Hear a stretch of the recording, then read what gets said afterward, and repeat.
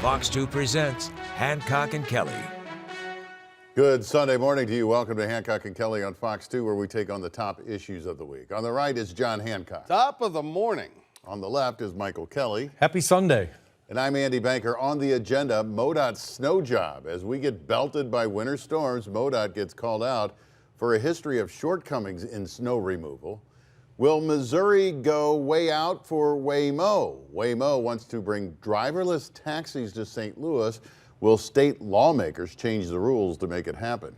St. Louis hockey legend, St. Louis Blues hockey legend, Brett Hull becomes Bet Hull, hyping Monday's launch of sports betting in Missouri as a boon for education.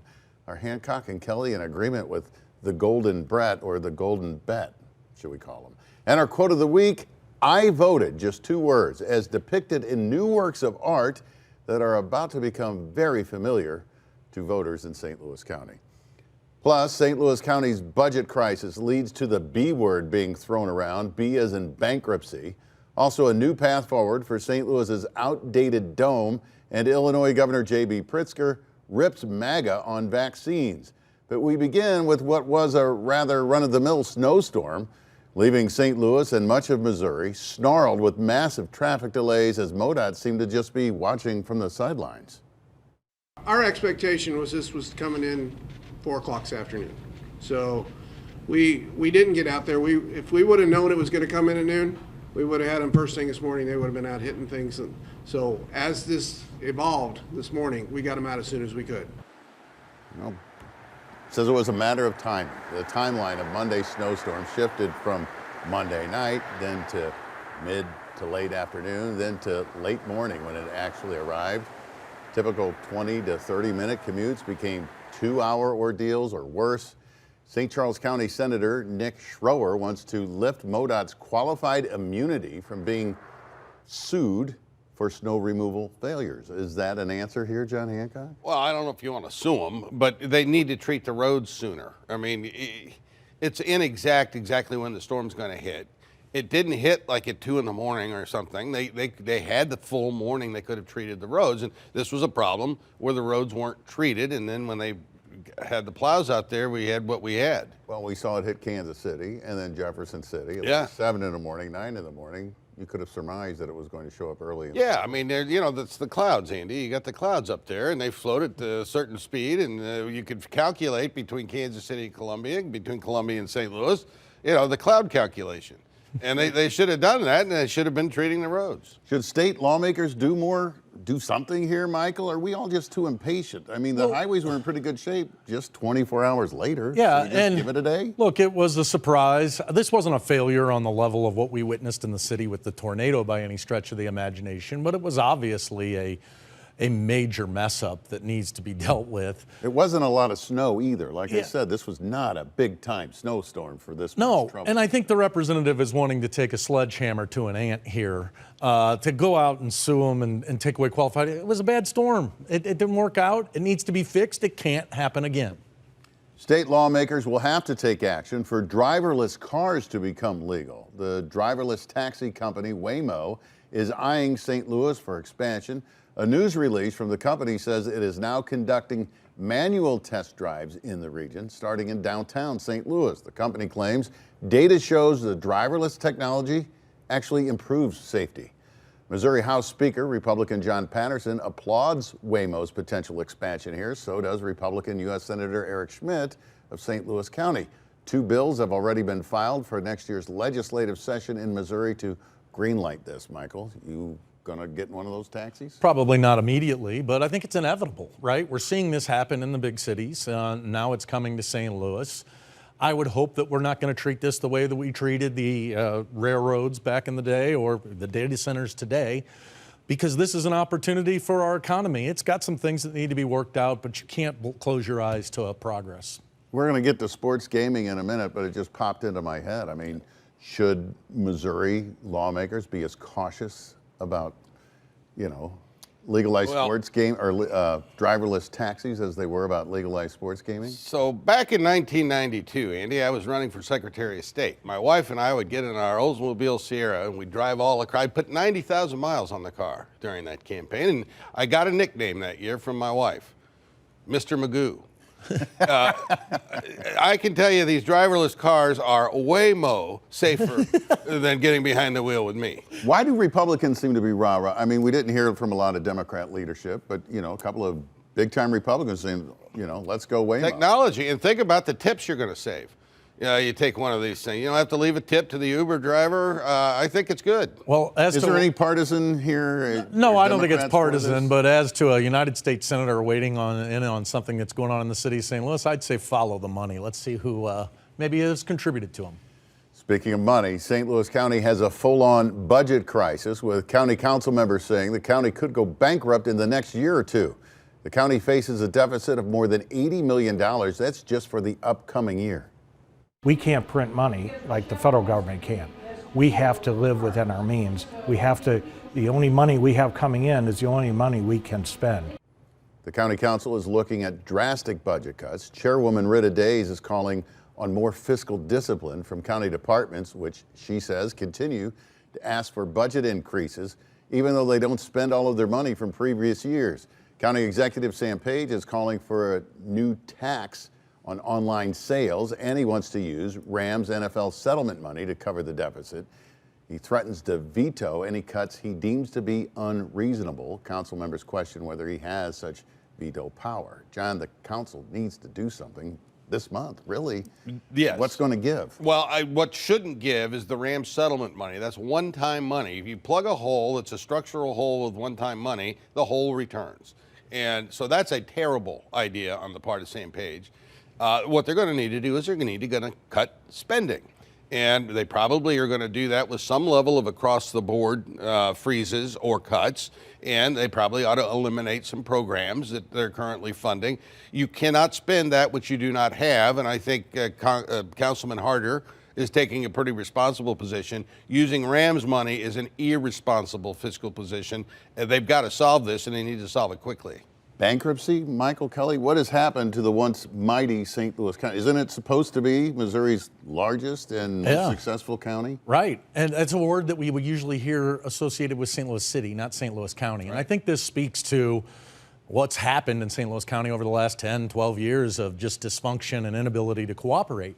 Look, this budget shortfall wasn't unforeseen. And in fact, we got a little relief with the COVID money that we had come in. This could have been dealt with. If we had a council and a county executive that were working together, we wouldn't do this. I agree with Councilman Harder and John Hancock when he says that we shouldn't be using the Rams money. I don't know what we ought to use the Rams money on, but fixing people's inaction to do their jobs for the last several years shouldn't be it. Same thing is pre-treating the roads before a snowstorm. We've had this train's been coming down the line here for a while, and now we've waited for an $80 million hole to get serious about it, but we got to get serious about it. Is it a leadership issue? You know, 2 terms plus in on Sam Page, a progressive Democrat. I mean, that's a big target. I would say that for those on his side. It's a communications issue in St. Louis County. We have a county council and a county executive who don't seem to communicate well together. And I think that's simply what it comes down to. Whether or not it's leadership, I'll leave that to others to judge. How much of this hangs around the neck of Sam Page? Oh, I think about $80 million worth. I mean, I think it's his primary function in that office is to make sure that things happen on time and on budget, and it's not happening. The board that operates St. Louis's Dome at America's Center may dismantle itself in a move to save the outdated arena. State lawmakers created the Regional Convention and Sports Complex Authority, or RSA for short, as we like to call it, to build and operate the Dome 35 years ago in an effort to lure an NFL team back to St. Louis. It worked. The Rams came here from Los Angeles before moving back in 2016. The RSA board just approved a resolution to merge with St. Louis's Convention Authority to streamline operations and identify new revenue sources. Dome supporters say it needs at least $150 million in upgrades. The resolution calls for a special convention center taxing district and long-term state funding. Your thoughts, Michael? Is this a Dome bailout? Anytime we hear, particularly in the city of St. Louis, that we're consolidating and getting rid of some of the antiquated processes we have from the yesteryear, that's a good thing. And the merger that's taking place here is smart and makes sense. We have, as a community, have to realize we have a dome that could be an asset for us or could continue to be a white elephant. And unless we have billions of dollars right now to build a new convention center, I think we have to make sure that the asset that we have works. And if this is going to provide more money, and if we need more money to make sure that dome works until we find a better alternative, I think it's the common sense solution. Should it be saved? Is it an asset? Can it be Well, an it's asset? one It of- looks like it does from the exterior. I mean, it's not impressive. Right? It's not just. But it's one of the only domes, if not the only dome in the country that has the capacity that it has that is attached to a convention center facility. That's an asset.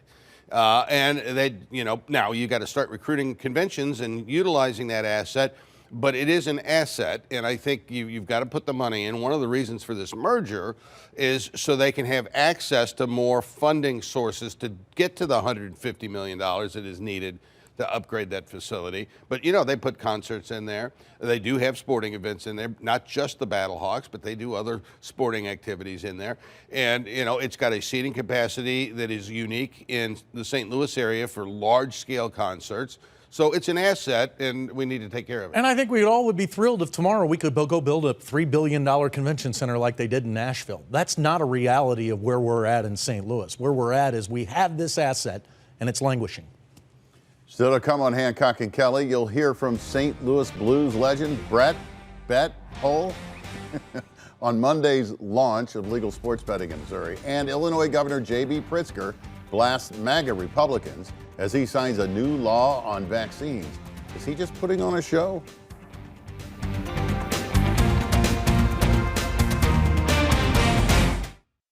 To hear more, listen to the podcast. Just search for Hancock and Kelly. The chairwoman of the Missouri Gaming Commission says Monday's launch of legal sports betting went smoothly. St. Louis sports legends joined the hype machine for sure. The money that's raised is going to education. Since the pandemic, we've really kind of opened our eyes to what has happened to our youth and education. And if we can get money pouring back into that to help get that back on track. You don't have to waste any gas driving across the bridge anymore to place a bet. So DraftKings is here, making it fun, responsible, and keeping it entertaining for the fans. Isaac Bruce is talking about gamblers driving to Illinois from St. Louis to place their bets, where sports betting has been legal on that side of the river for years. The Gaming Commission reports more than 250,000 new betting accounts active on day one. That was on a Monday, guys. This was not on a big football weekend like we're into right now. So those account activations are expected to grow exponentially. Initial estimates range $20 to $30 million in new revenue for education in the state of Missouri. Is Brett Hull right here? Sure. Yeah, and this is, look, this is the same argument we saw with marijuana. This money was going across state lines. We're keeping it in Missouri, whether you like it or not. It is new revenue into education. I do believe that. I do worry about the long-term consequences and the easy accessibility for young people. But in terms of the argument that the Golden Brett was just making, he's exactly right. This is more money that was usually going to another state that's now going to stay in Missouri. But even if it ends up being like $50 million instead of $20 to $30 million, that's about $50 a kid, per public school. Well, and it's not a total windfall, let's but not, it is money the state. Let's not be Pollyannish here. You know when you go to the Cardinal game and they got the three hats and they put the ball in one of them and then they move them all around like this and over here like that. Well, that's what happens with his revenue. It's not going to. I mean, you're fooling yourself if you think there's going to be a net increase to education because of legalized gambling. Look, people are free to do whatever they want to do. A lot of people get hooked on gambling. I'm not a fan.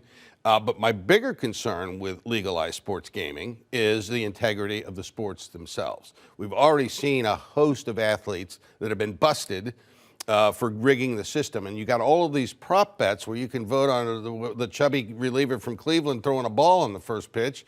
And guess what he does? He throws a ball on the first pitch, and all of his relatives are making hundreds of thousands of dollars.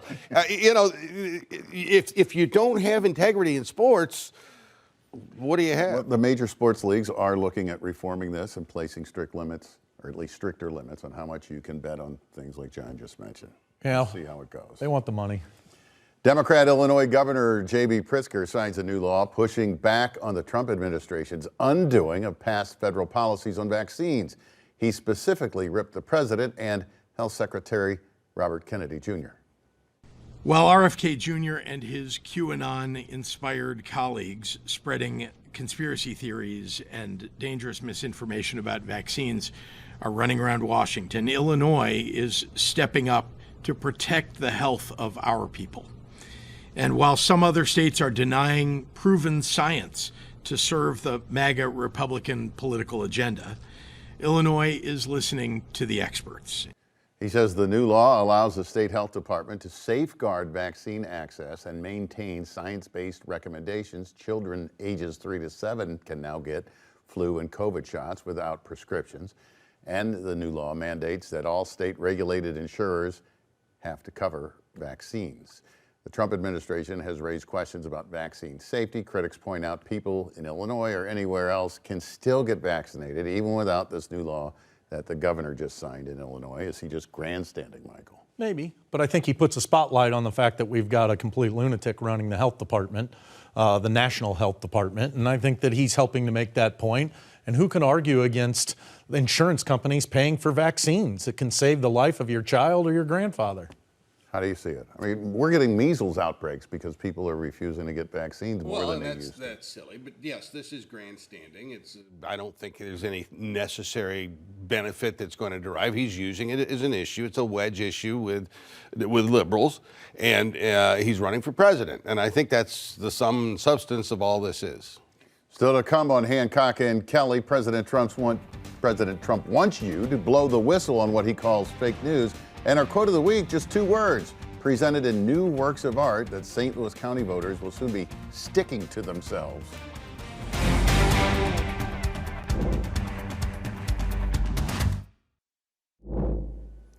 The Trump White House is calling on Americans to blow the whistle on journalists who the president claims are peddling biased reports and outright lies. A White House news release says, quote, so-called journalists have made it impossible to identify every false or misleading story, which is why help from the American people is essential.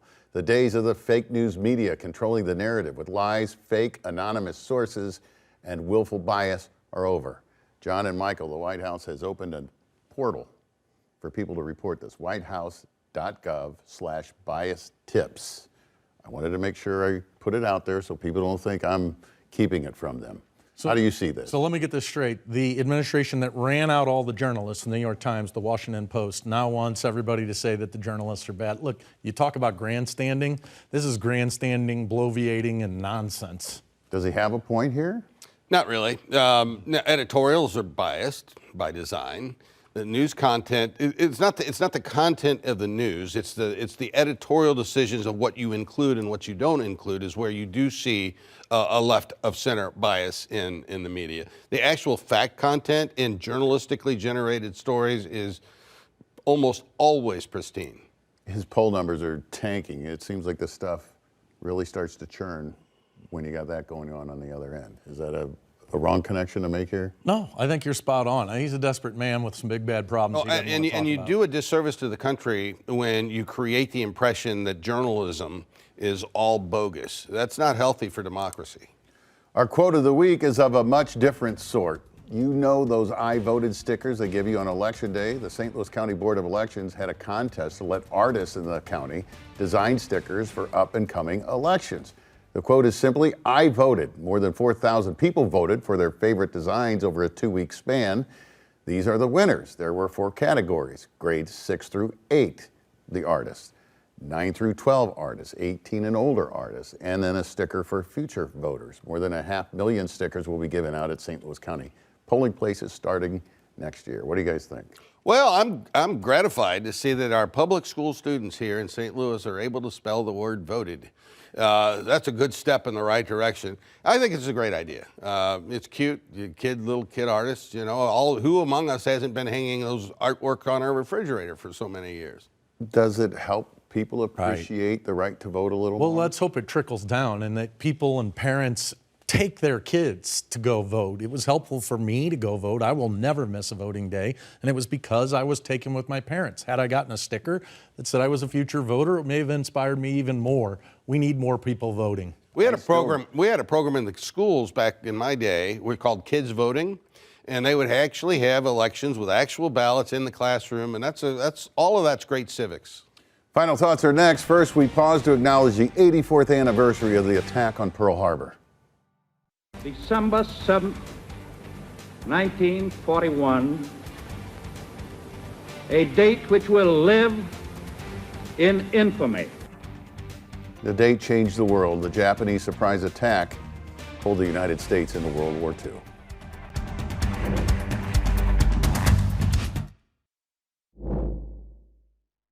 Very quick final thoughts, Michael John. December 7th, thank you so much to our veterans, all of you. The Bears remind me of the 1999 St. Louis Rams. See you next week.